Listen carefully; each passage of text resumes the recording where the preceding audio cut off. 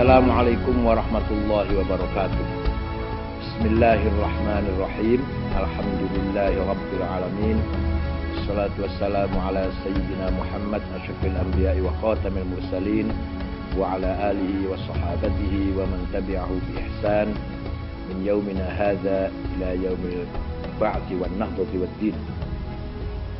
Alhamdulillah wa syukurillah, musyawarah nasional ulama Nahdlatul Ulama dan konferensi besar pengurus besar Nahdlatul Ulama dapat terselenggara pada hari ini di pesantren MTM Kempek Palimanan, Cirebon, Jawa Barat. Sebagai forum tertinggi setelah muktamar, Munas Alim Ulama dan Kombes NU memiliki otoritas untuk membicarakan masail diniyah, yaitu masalah-masalah keagamaan yang terjadi di tengah-tengah masyarakat, disebut masail waqi'iyah. Masalah-masalah yang bersifat tematik disebut masail maudu'iyah, dan masalah qanuniyah, yaitu kita menganalisis, mempelajari dan mendalami undang-undang produk pemerintah yang dinilai oleh ulama bertentangan atau minimal tidak berpihak kepada kepentingan rakyat, terutama rakyat miskin, rakyat kecil. Juga Munas membicarakan pelaksanaan keputusan Muktamar NU Makassar, melakukan kajian atas perkembangan keumatan dan kebangsaan, serta memutuskan peraturan-peraturan organisasi. Film ini adalah potret program pengurus besar Nahdlatul Ulama, amanah Muktamar NU 2010 di Makassar, yang telah dan masih dikerjakan sejak akhir tahun 2010 hingga bulan Agustus 2012.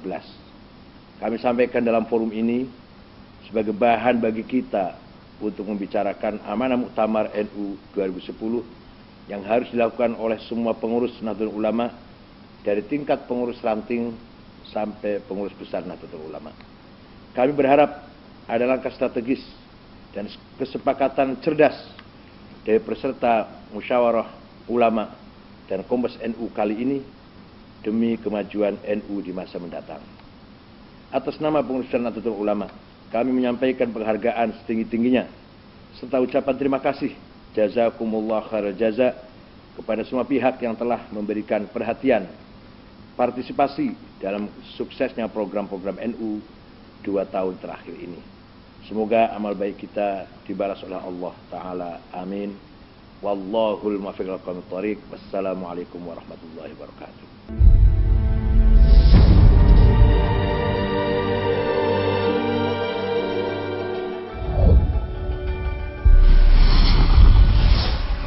Kehidupan Muslim di Nusantara sepanjang sejarah berlangsung rukun dan damai, mampu menciptakan persaudaraan antar sesama umat beragama. Pola hidup yang damai tidak lepas dari karakter dakwah yang santun dan ramah.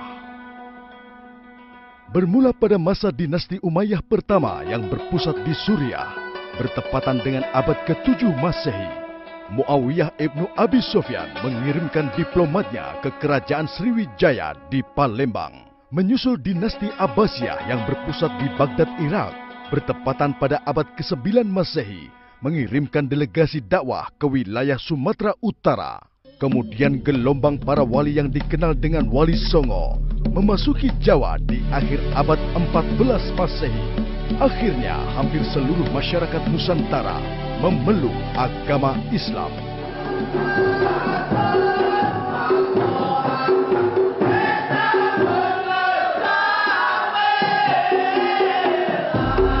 Pola dakwah para wali di Nusantara adalah menjadikan ajaran Islam sebagai nafas kehidupan masyarakat sehari-hari. Untuk menjaga kualitas kehidupan masyarakat Islam Ahlus Sunnah wal Jamaah, maka para wali mendirikan pondok pesantren di penjuru Nusantara. Dari pondok pesantren inilah para kiai berjuang memikirkan kelangsungan Islam Ahlus Sunnah wal Jamaah di Nusantara. kontribusi pondok pesantren membangun peradaban Islam di Nusantara masih jelas jejaknya. Saat terjadi proses pembodohan dan penindasan di penghujung abad 19 Masehi, para kiai pondok pesantren tidak kenal lelah mempertahankan identitas bangsa. Maka pada tahun 1916 lahirlah Nahdlatul Wathon. 1918 Taswirul Afkar. 1918 Nahdlatul Tujar. 1925 Syubbanul Wathon. 1926 Komite Hijaz. Puncaknya di kota internasional saat itu, Surabaya, pada tanggal 16 Rajab 1344 Hijriah atau 31 Januari 1926, para kiai mendirikan Nahdlatul Ulama.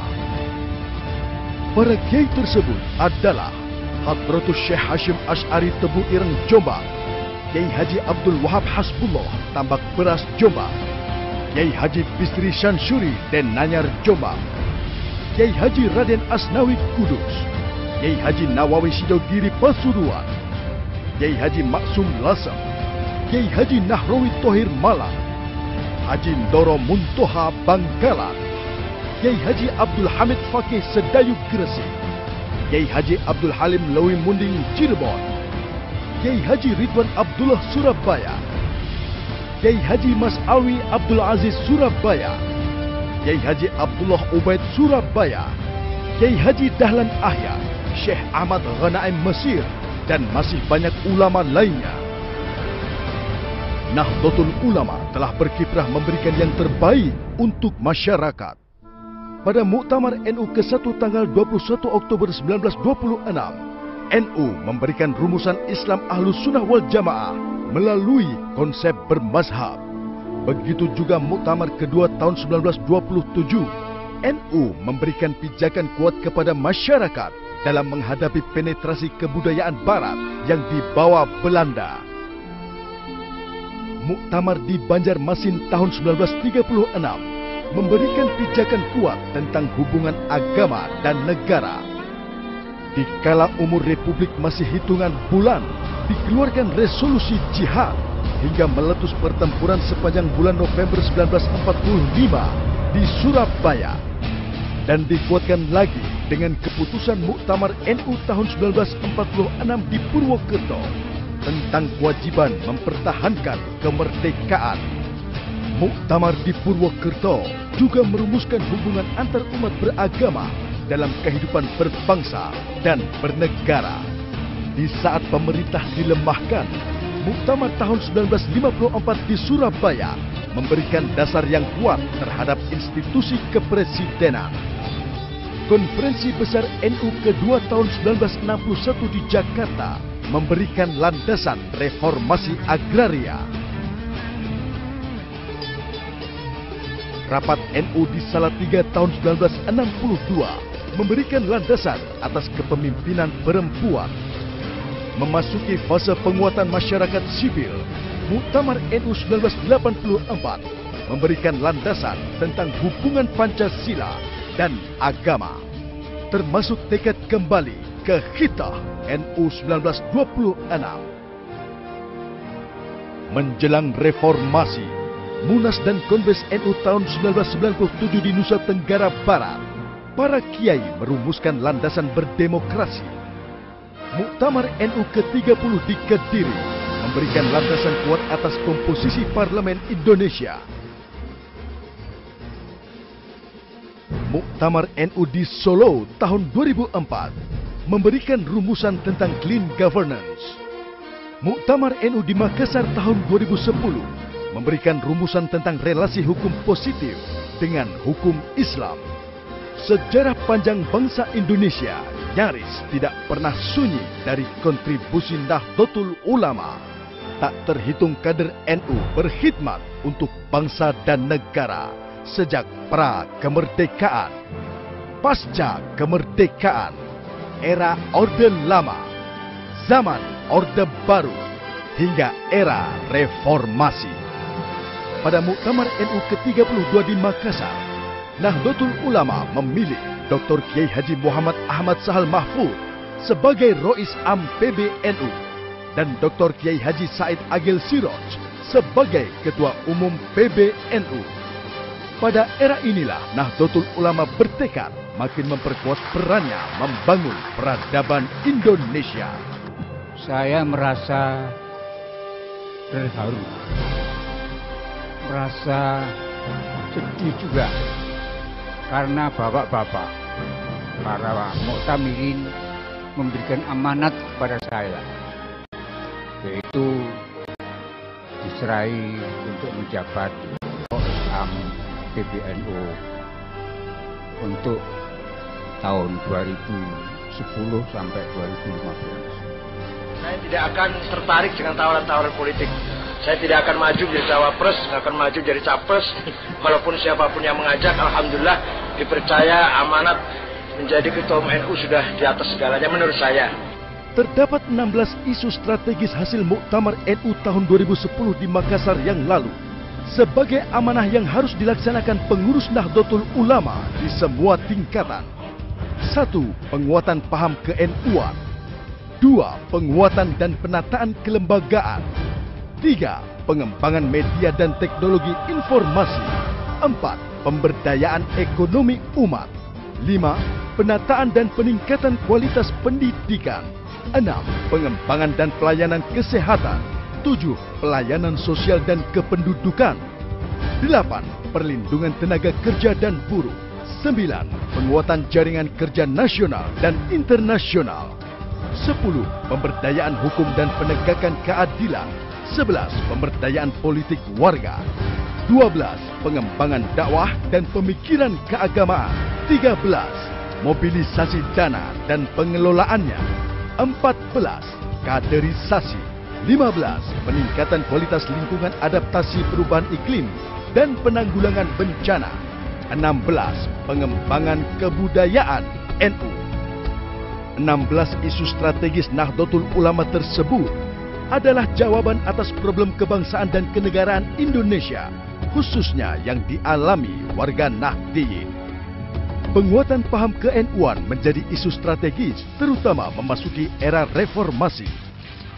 Peringatan hari lahir Nahdlatul Ulama ke-85 yang dipusatkan di Stadion Bung Karno, Jakarta adalah test case sejauh mana masyarakat menerima NU saat ini. Faktanya 150.000 Nahdliyin dari berbagai kota membenamkan gelora Bung Karno.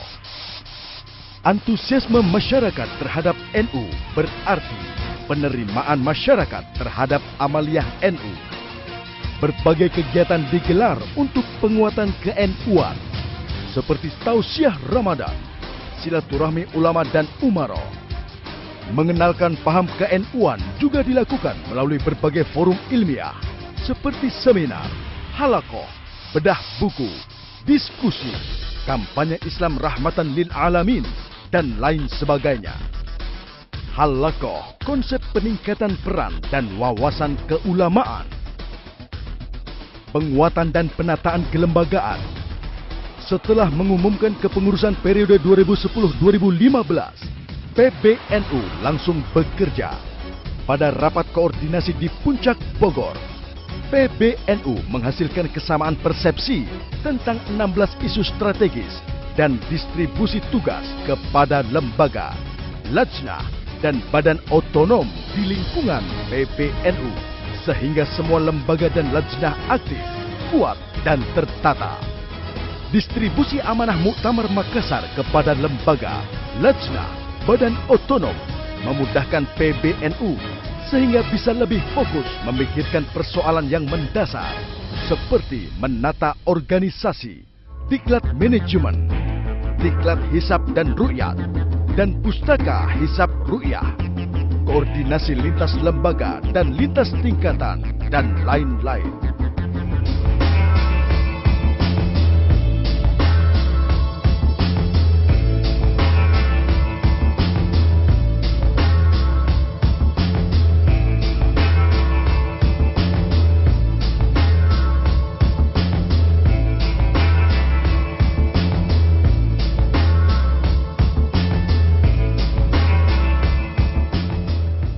Sosialisasi hasil keputusan Muktamar dan pemenuhan fasilitas kerja yang representatif.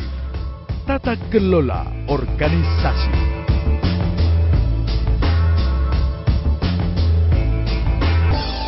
Pengembangan media dan teknologi informasi.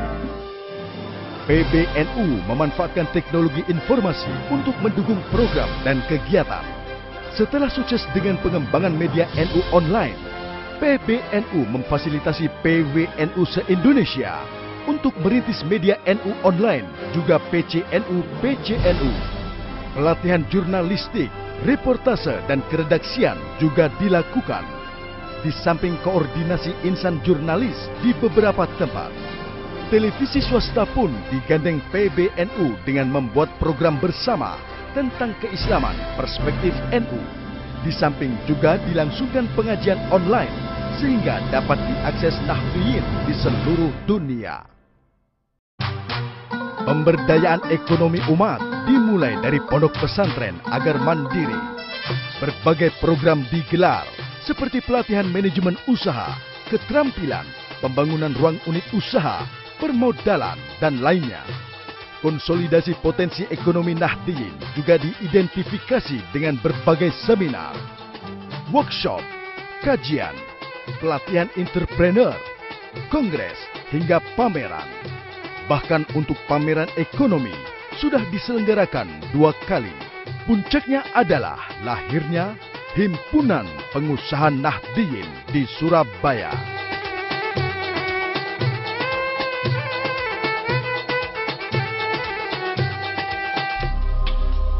Penataan dan peningkatan kualitas pendidikan.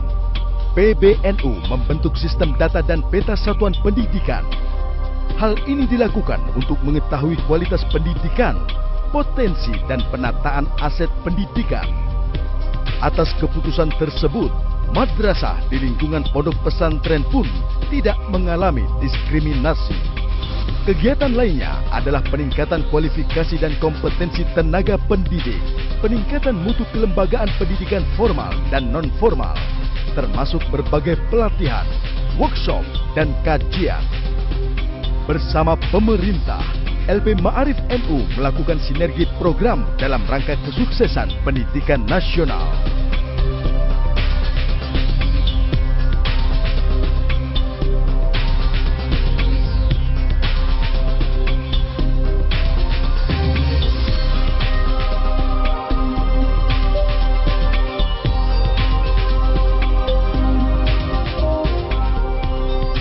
Pengembangan dan pelayanan kesehatan.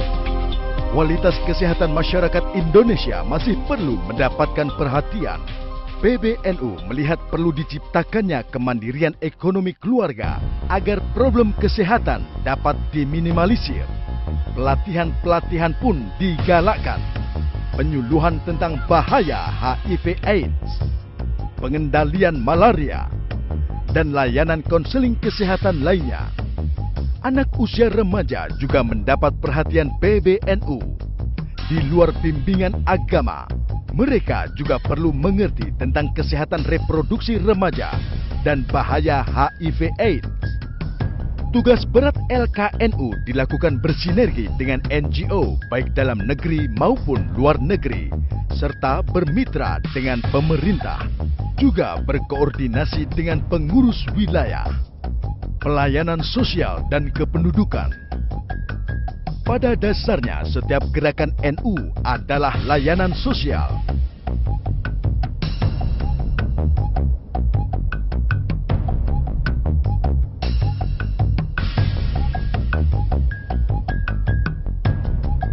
Bidang pendidikan, ekonomi, kesehatan dilaksanakan dengan pendekatan sosial dan ibadah. Seperti memberikan bantuan modal usaha, bantuan beasiswa, bantuan modal kerja, bantuan bibit untuk petani, dan bantuan teknologi informasi. Meskipun begitu, PBNU berupaya meningkatkan peran sosial NU di setiap waktu.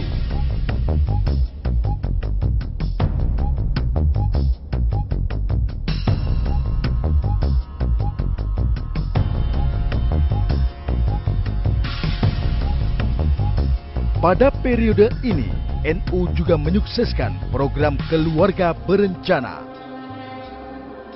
penguatan jaringan kerja nasional dan internasional, kebijakan menyerahkan kerja teknis kepada lembaga lajnah dan badan otonom, memudahkan PBNU untuk meningkatkan hubungan baik dengan semua pihak di dalam dan luar negeri. Di dalam negeri, PBNU menjalin hubungan baik dengan LSM, ormas keagamaan, dan pemerintah. Sedangkan di tingkat internasional, PBNU menjaga keseimbangan hubungan antara dunia Islam dan Barat. PBNU melakukan muhibah dan kerjasama dengan negara-negara Eropa dan Amerika, namun juga menjalin melakukan hal yang sama dengan negara-negara Muslim di Asia dan Afrika.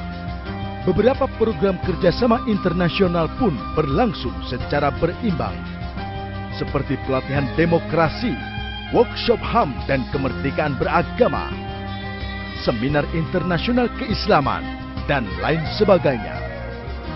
Pada 2011, Ketua PBNU dimasukkan dalam 17 tokoh berpengaruh di dunia Islam. Ini adalah karena kebesaran NU yang diakui dunia.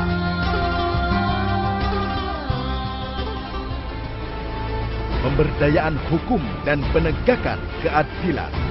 Keadilan adalah satu prinsip kemasyarakatan Nahdlatul Ulama. Karena itu, komitmen PBNU terhadap penegakan keadilan tidak pernah surut. Beberapa waktu lalu, PBNU memenangkan judicial review atas satu pasal dalam Undang-Undang Sistem Pendidikan Nasional yang merugikan madrasah-madrasah Nahdlatul Ulama. PBNU terus melakukan kajian terhadap beberapa undang-undang yang merugikan rakyat. Salah satu yang sedang proses uji materi adalah Undang-Undang tentang Kesehatan yang secara eksplisit menyerang petani tembakau. Realisasi ekonomi pertanian selalu menyebutkan bahwa kebijakan pangan pertanian yang dilakukan negara itu lebih banyak dobosnya, lebih banyak pencitraannya dibandingkan dengan manfaatnya. Persoalan lain yang penting adalah penegakan hukum. PBNU melakukan advokasi atas berbagai kasus hukum yang menimpa masyarakat. Dan pada tahun ini sedang diluncurkan layanan hukum untuk membantu masyarakat yang sedang mengalami kasus hukum. Pemberdayaan politik warga. Kembali ke hitoh NU adalah kunci dari perilaku warga NU. Sikap tersebut menjadikan warga NU mempunyai kemerdekaan untuk menyalurkan aspirasi politiknya. Padahal dulu itu pendahulu kita yang mendirikan NU ini memilih nama Nahdlatul Ulama, bukan Nuhudul Ulama. Padahal maknanya bodoh, bangkitnya ulama. Memilih Mas Darmawan dengan harapan NU ini bangkit sekali terus tidak tidur-tidur. Tapi ini bangun tidur. Ini mestinya Nuhudul Ulama bukan Nahdlatul Ulama. Maka selanjutnya, PBNU mempunyai kewajiban melakukan pembekalan politik warga, seperti pelatihan persiapan parlemen, pengembangan dakwah dan pemikiran keagamaan. Pada periode ini, NU mendapatkan tantangan berat, yaitu polarisasi pemikiran dan tindakan antara yang radikal dan liberal. PBNU menjawab dengan melakukan pengembangan dakwah dengan menggandeng masyarakat kampus. Bersama Universitas Islam Negeri Maulana Malik Ibrahim Malang, PBNU menyelenggarakan simposium deradikalisasi agama. Tujuannya memberikan doktrin keagamaan ala NU agar tercipta iklim beragama yang sejuk dan damai, menjauh dari sifat ekstrim dan radikal.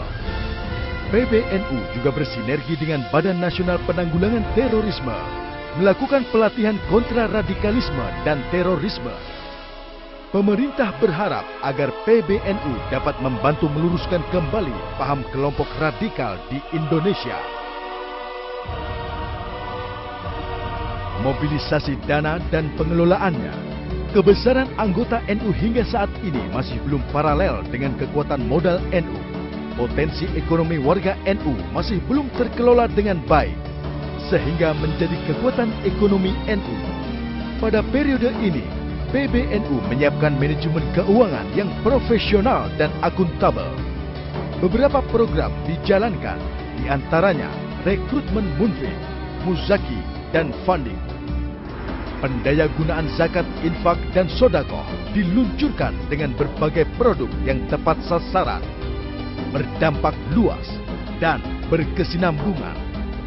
Di samping itu, NU juga menerapkan sistem keuangan yang transparan, melibatkan audit eksternal, dan membukukan rekening di Bank Dunia atau Trust Fund. Dengan transparansi dan akuntabilitas keuangan, PBNU dapat leluasa bekerja sama dengan mitra dan masyarakat. Hingga saat ini mobilisasi dana sosial sudah melibatkan pihak eksternal. Namun belum ada kemajuan dari internal NU. Kaderisasi. Kerja besar dan penting yang dapat menentukan masa depan NU adalah kaderisasi. Program ini tidak populis, namun harus dilaksanakan.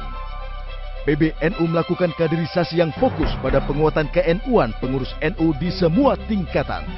PBNU juga mendorong lembaga, lajnah melakukan kaderisasi, sehingga di masa depan tetap ada jaminan kader Islam yang memiliki komitmen Ahlus Sunnah wal Jamaah, perspektif NU. Kaderisasi juga dilakukan dengan peningkatan kapasitas SDM dan pengembangan pengetahuan. Peningkatan kualitas lingkungan, adaptasi perubahan iklim, dan penanggulangan bencana. Kesadaran menjaga lingkungan menjadi konsen PBNU. Salah satu programnya adalah memberikan bantuan mesin pembuatan pupuk organik untuk kelompok tani binaan. Upaya menjaga kualitas lingkungan lainnya adalah pelatihan sekolah lapang berbasis pendekatan spiritual. Diharapkan aktivitas di lingkungan terbuka dapat menjaga kelestarian lingkungannya. Menjaga lingkungan agar tidak terjadi bencana juga dilakukan dengan program Planas PRB, Pokja DNPI, MPBI, UNFCCC 2007, 2009, dan 2011, World Ocean Conference 2009, International Humanitarian Conference, dan lain-lain. Pengembangan kebudayaan NU. Pengembangan seni budaya di lingkungan PBNU berjalan cukup baik. Seperti pentas seni religi, produksi film pendek dan ikut FFI, Festival Kesenian Rakyat Borobudur, pentas teater Cheng Ho, diskusi budaya, penerbitan buku Negeri Cincin Api, defile budaya Nusantara, rasehan budaya, pentas wayang simfoni, pencanangan gerakan bulan budaya dalam rangka 50 tahun Les Bumi NU, lomba film idi santri dan pelajar, lomba penulisan esai kebudayaan dan pesantren, launching warung sinema, pemutaran film pelajar dan santri.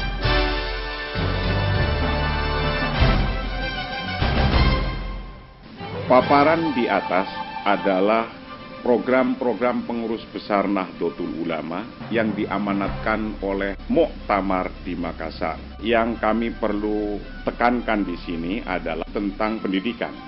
Nahdlatul Ulama telah mengajukan izin untuk Universitas Nahdlatul Ulama atau yang disebut pendidikan UNU kepada Menteri Pendidikan Nasional.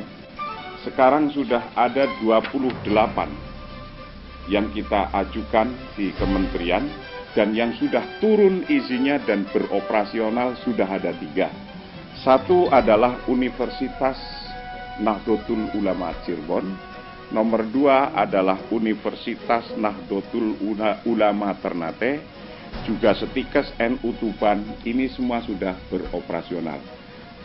Adapun yang lain sekarang lagi proses, itu kita sudah mengajukan ada 28 item calon Universitas NU dan perguruan tinggi NU lainnya.